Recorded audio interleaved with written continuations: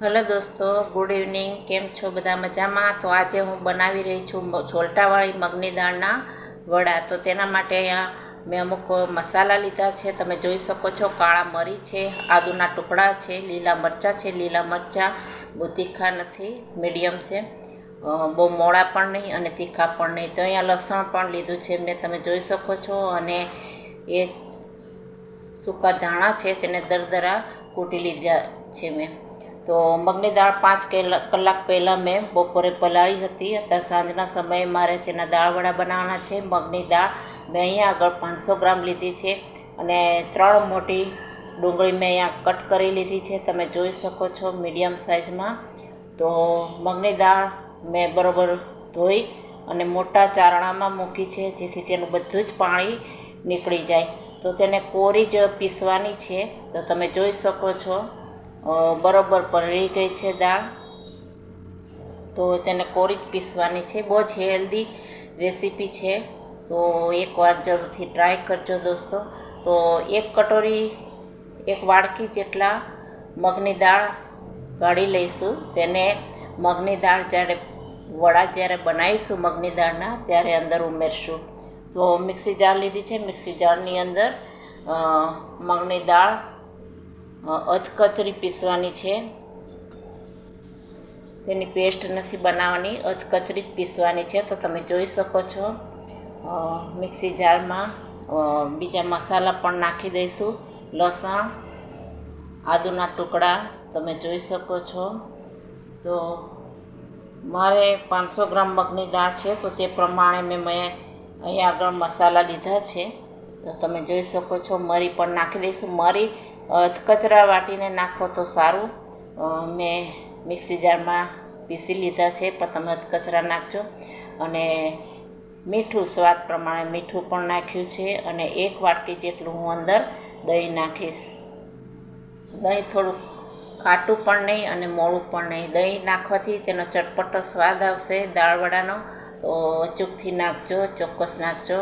તો અહીંયા આગળ મેં પીસી લીધું છે, તમે જોઈ શકો છો. એ જ પ્રમાણે બીજા પણ મગની દાળ જે છે તે પણ પીસી લઈશું. તો તમે જુઓ છો, આ રીતના પીસવાના છે. ખૂબ જ સહેલી રીત છે અને ખૂબ જ ટેસ્ટી દાળવડા બને છે. આ બીજી વારના પણ પીસી લીધી છે મગની દાળ, તમે જોઈ શકો છો.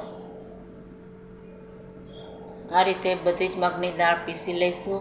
હવે જે ડુંગળી કાપી હતી તે પણ નાખી દઈશું. મને અહીંયા આગળ બાઉલ થોડુંક નાનું પડ્યું, એટલે મેં મોટા બાઉલમાં લીધા છે.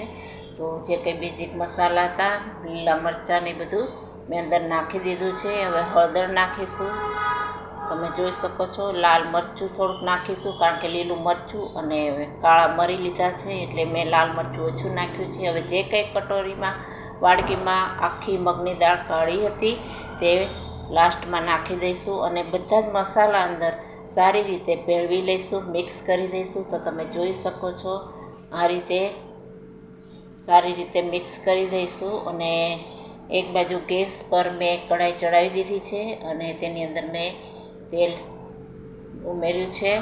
તેલ ગરમ થાય એટલે સરસ ગરમ વડા ઉતારીશું. તો તમે જોઈ શકો છો, હું અંદર સોડા કે એનો કશું નાખતી નથી. એમ જ તે દાળવડા ખૂબ જ ટેસ્ટી બને છે. તો મગની દાળમાં સોડા ઉમેરશો નહીં. તો તમે જોઈ શકો છો,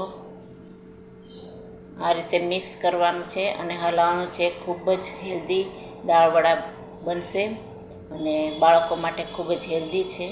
તો એકવાર જરૂરથી ટ્રાય કરજો દોસ્તો. છોલટાવાળી મગની દાળના વડા ખૂબ જ ટેસ્ટી બને છે, હેલ્ધી હોય છે. તો જોઈ શકો છો, મેં અહીંયા આગળ કઢાઈમાં તેલ નાખ્યું છે. તેલ ગરમ થઈ ગયું છે. હવે વારાફરતી મગની દાળના વડા અંદર આ રીતના નાખીશું. તો તમે જોઈ શકો છો, એ દાળના વડા ચડી જશે એટલે આપને આપ ઉપર આવી જશે, એની જાતે જ ઉપર આવી જશે. તો તમે જોઈ શકો છો,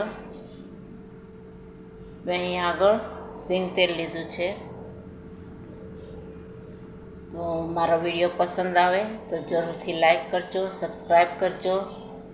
કમેન્ટ બોક્સમાં જરૂરથી બતાવજો મારો વિડીયો તમે ક્યાંથી જુઓ છો અને મારી રેસીપી તમને કેવી લાગે છે તો તમે જોઈ શકો છો. આ રીતના મગની દાળના વડા તમે જોઈ શકો છો બની ગયા છે. તો થોડી વાર મીડિયમ ટુ સ્લો રાખું છું અને પછી ગેસની ફ્લેમ થોડી ફાસ્ટ કરી દઉં છું. તો તમે જોઈ શકો છો આ રીતે બીજા પણ દાળ વડા બનાવી લઈશું. તો તમે જોઈ શકો છો આ રીતે ફટાફટ બની જશે, પણ ચડતા થોડી વાર લાગશે. તો તમે જોઈ શકો છો દોસ્તો, આ રીતના મેં બધા મગની દાળના વડા બનાવી લીધા છે. ખૂબ જ ટેસ્ટી બનશે દોસ્તો, એકવાર જરૂરથી ટ્રાય કરજો. લીલા મરચાં પણ મેં ફ્રાય કર્યા છે, ટામેટો સોસ છે અને મેં દહીંની ચટણી બનાવી છે. તો તમે જોઈ શકો છો આ રીતના. મારો વિડીયો પસંદ આવે તો દોસ્તો જરૂરથી લાઈક કરજો. તો તમે જોઈ શકો છો તેનો લુક કેટલો સરસ છે.